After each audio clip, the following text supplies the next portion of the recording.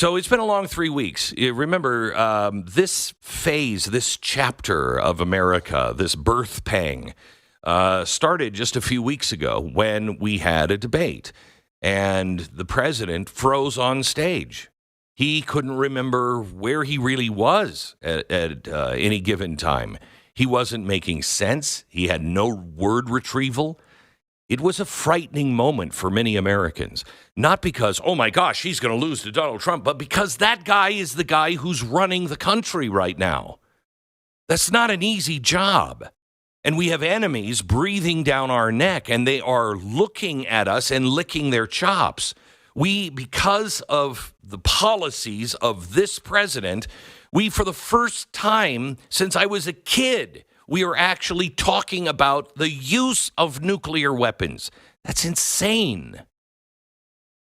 So when that shock hit us, and we were like, this is the guy running the country, what was happening? And the shock of we've been lied to by everyone. They've told us he was fine, sharper than ever. He's the sharpest tack in the drawer. And we realized he's not in control. Who is? What did this mean? Why didn't anybody say anything? Why hasn't the cabinet invoked the 25th Amendment? And all of that leads us to, who can we trust? Who's actually been running the country? Why hasn't anyone said anything? And if you do say something, how come you were labeled a conspiracy theorist?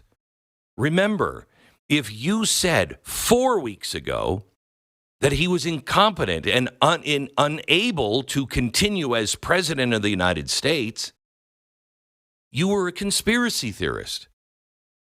A year ago, when Democrats were saying he can't run for another term, we want somebody else, the Democratic Party squashed those people. Wouldn't let you have a primary because he's our guy.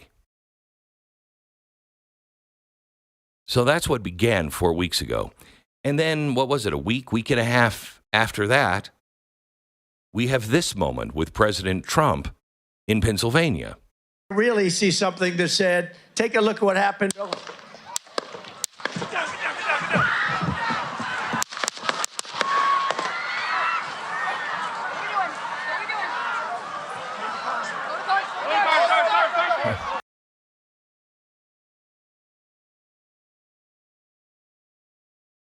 So we don't know who's in charge. And then a week later, the guy running against him is gunned down on live television.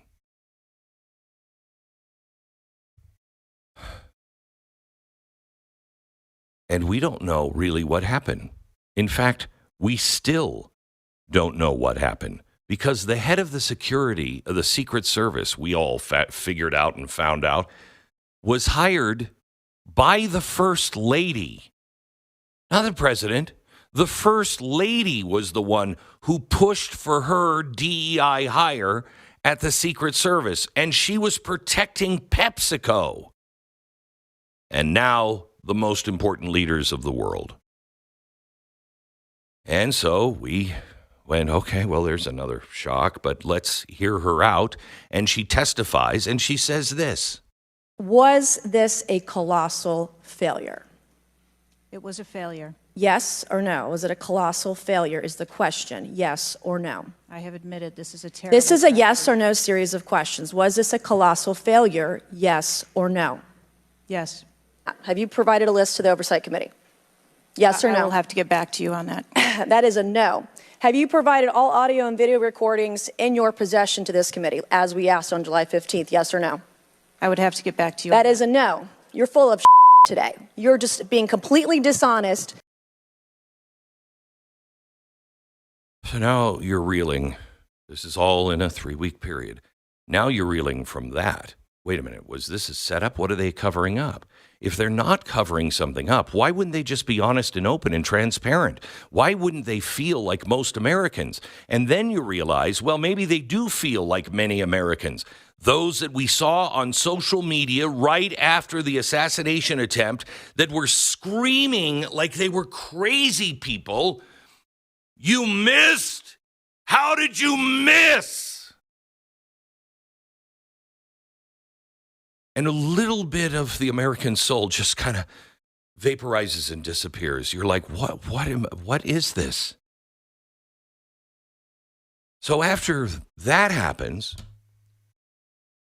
just a few days later, the president is being pressured to resign, and we'll let it be his decision. Well, I've already made my decision. God will have to remove me himself. Saturday, he's saying the same thing.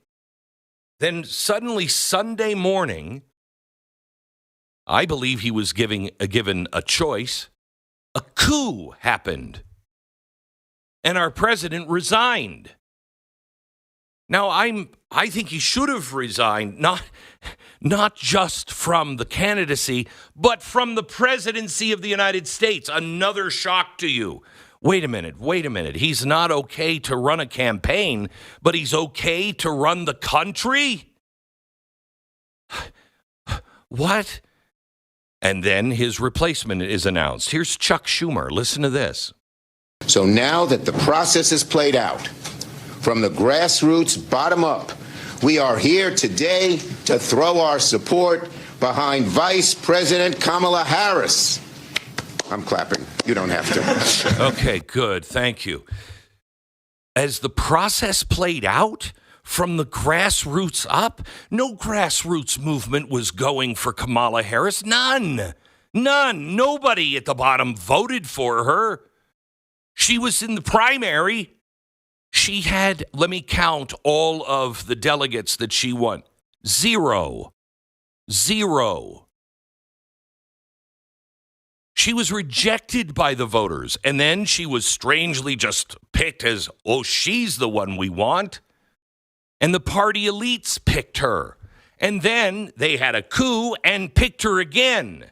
And are trying to convince you that that was a grassroots effort? What is happening? Well, the same thing. They've just changed faces. The same kind of cover-up, the same exact kind of garbage that you got from the press before is happening again. Who's Kamala Harris? Well, we know she's fine, and she's got a spotless record, right? We know she's fine, just like they knew Joe Biden was absolutely fine. And you're a conspiracy theorist if you say anything differently. Well, now we watched it with our own eyes, and media has confirmed it for the last 3.5 years that she was in charge as the border czar. We have the videotape of all of them saying it. But no. Now we have to change our history. We have to change our news. Here's the media. Cut 31, please. Quote unquote border czar.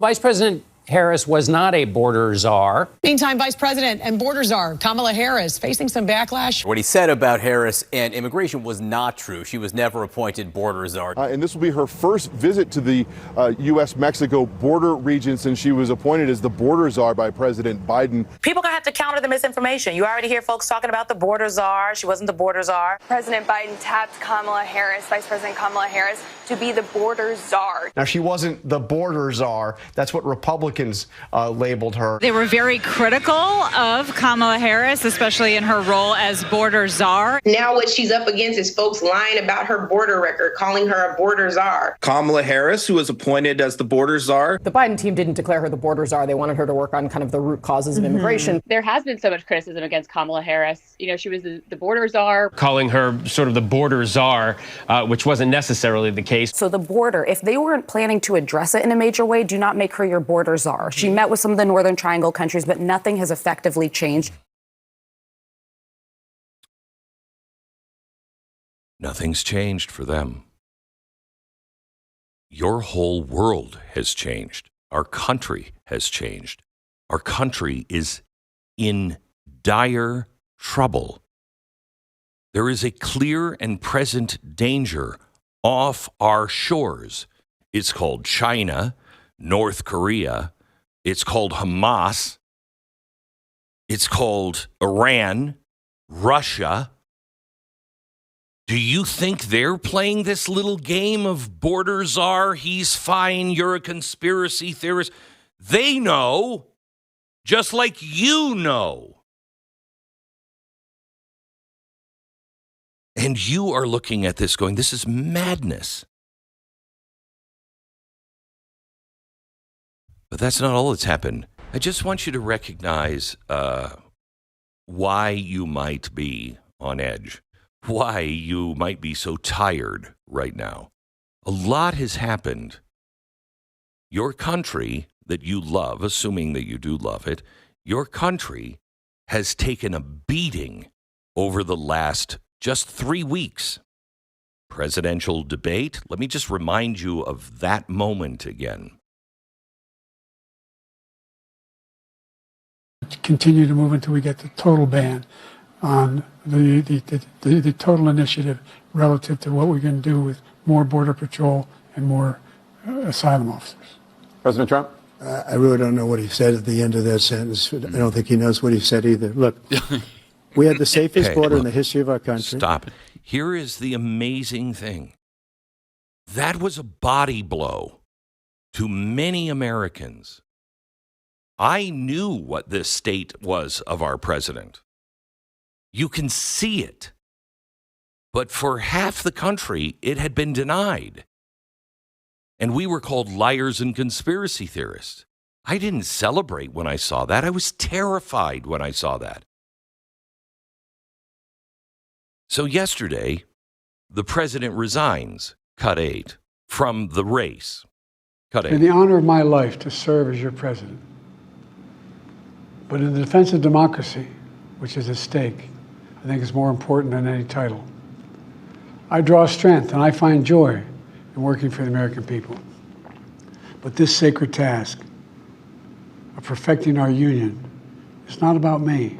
It's about you, your families, your futures. It's about we, the people. And we can never forget that. And I never have. Another body blow last night. Well, I'm not going to get into it. If you don't understand what I meant by a body blow of just that portion of the speech, I don't think you understand. But he's talking about our republic is at stake. And while he's speaking, just a block and a half from the Capitol building, at the Union train station, they're taking down the flags and burning them in the streets. Here's what happened with the Palestinians in Washington, D.C. yesterday, cut 4. They are painting our statues. Hamas is coming, and they are taking down our flags. This is a federal property. They're taking down the flags and they're burning them. Imagine on January 6th if they would have done that. If they would have spray painted on the wall, "The right is coming." Imagine the jail time for parading. Nothing happened yesterday.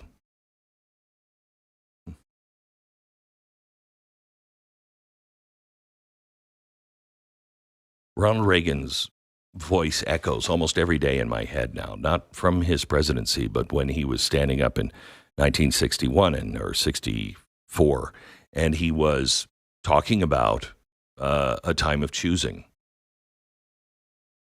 He had been a Democrat his whole life. And I think he was the first one who said, I didn't leave the Democratic Party. They left me. And he said, it's a time for choosing, and it is. The president said it last night in his own speech. You and I both know, and I don't know why our friends who are Democrats, and I'm not talking about the ones in Washington or the real deep political people, I'm talking about the average person. I don't know why they won't admit it or they can't see it, but this is not America. The last 3 weeks could be coming from the old Soviet Union. Brezhnev speaks, loses his place, and looks confused.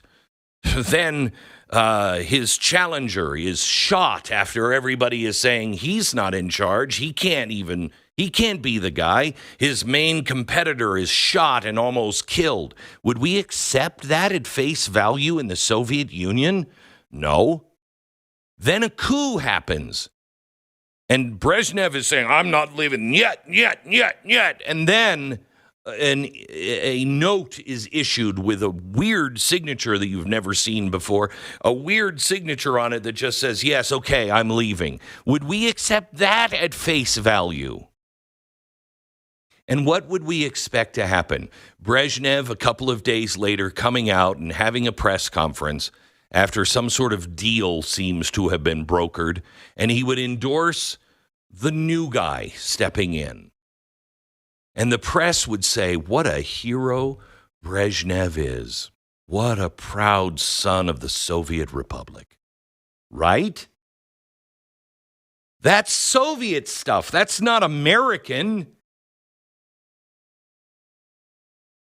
The protesters on the streets, nothing happens to them. You are seeing our history destroyed, the real-time destroying of news and history, rewriting of history. You're seeing our traditions destroyed. But I want you to keep one thing in mind. This is where you are right now, most likely. And you're like, geez, I just feel horrible. Great. Let me say some things to you that the mainstream and the political party does not want you to hear. We have watched our country take an absolute beating from the debate right into the assassination, right into the, people on social media screaming, how could you possibly miss, which was just another assault on your senses. And then the Secret Service director, Cheadle, coming out and saying, yeah, well, it was a slopey roof, and so we don't like to put people on hot, slopey roofs. And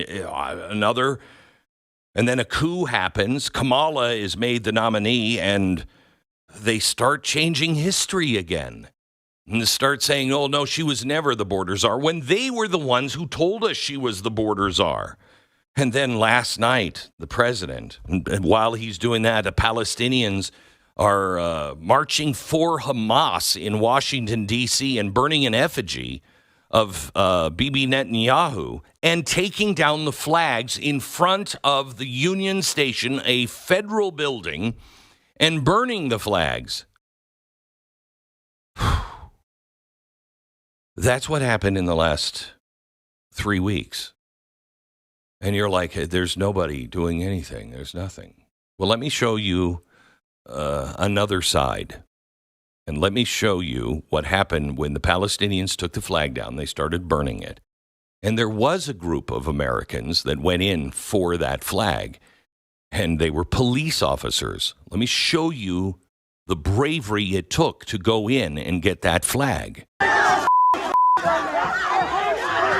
Here you see maybe, 10 police officers. They are surrounded by an angry Hamas crowd, and they are getting the flag off of the ground. And people aren't happy, and they lock arms with the flag and back out of the area. I watch this, and I am moved by the bravery of those officers, and I am grateful to those officers that they remember who we are.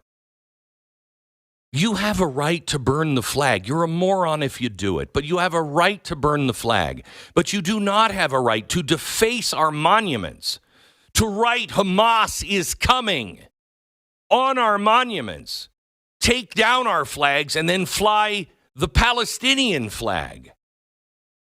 No, I'm sorry. You don't have a right to do that. And in a sane America, you would have been arrested. But we're not a sane America. We're a very sick America. But I want to show you the parts that are standing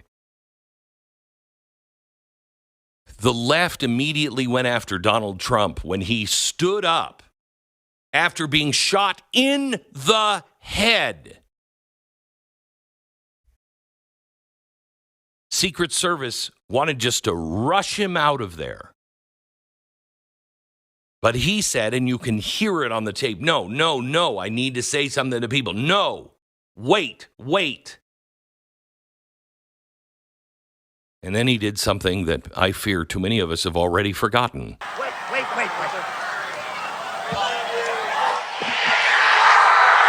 He stands up with a clenched fist and says, fight!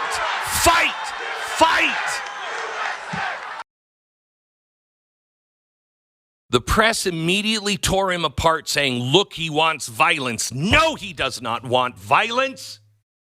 He is saying, fight for your country. Stand up for your country. Do what those police officers did yesterday. Fight for your flag. Fight for our history. It's not violent. It is passionate. And it is rooted in eternal truth. There are far too many examples of people being cowards. Far too many examples of people being stupid.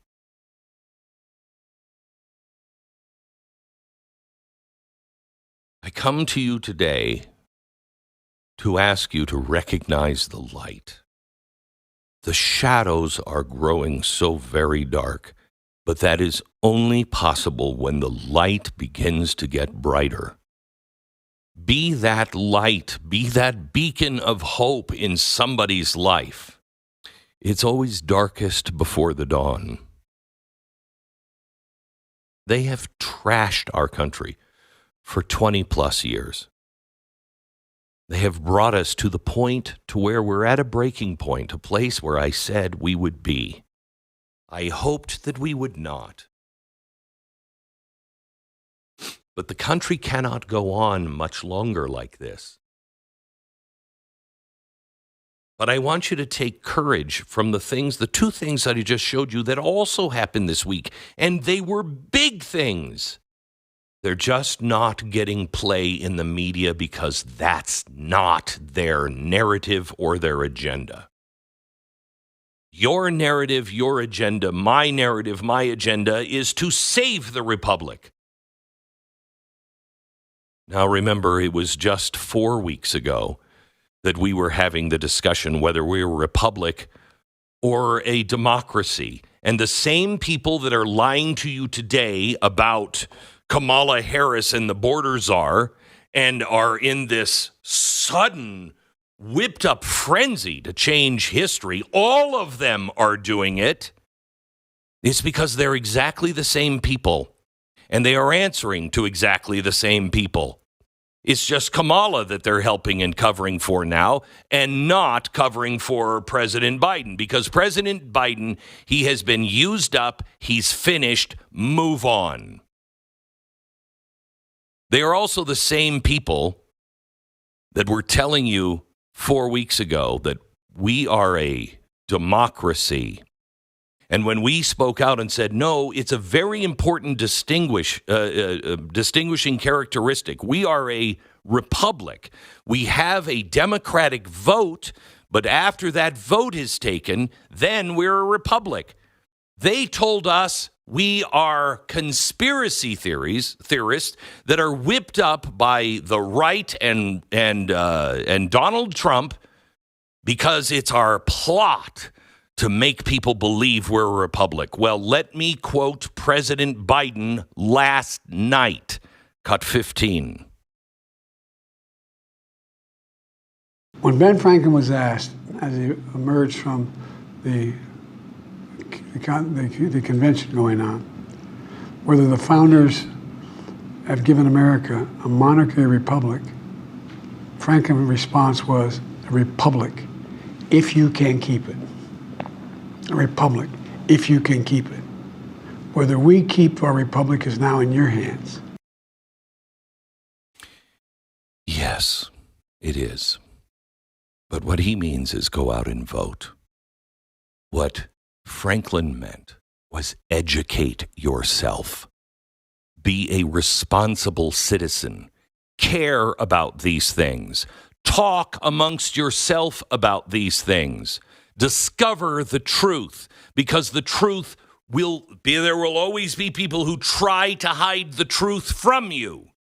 And it is your responsibility, not the media's responsibility, not my responsibility, but your responsibility to educate yourself. And when you see an injustice, fight, fight, fight.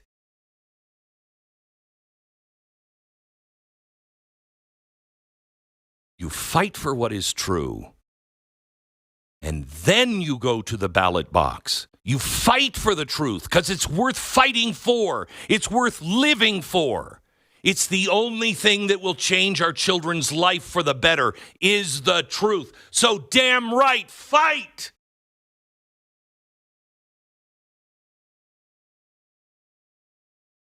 And use that one day that we have a democratic democracy tool at our disposal and vote.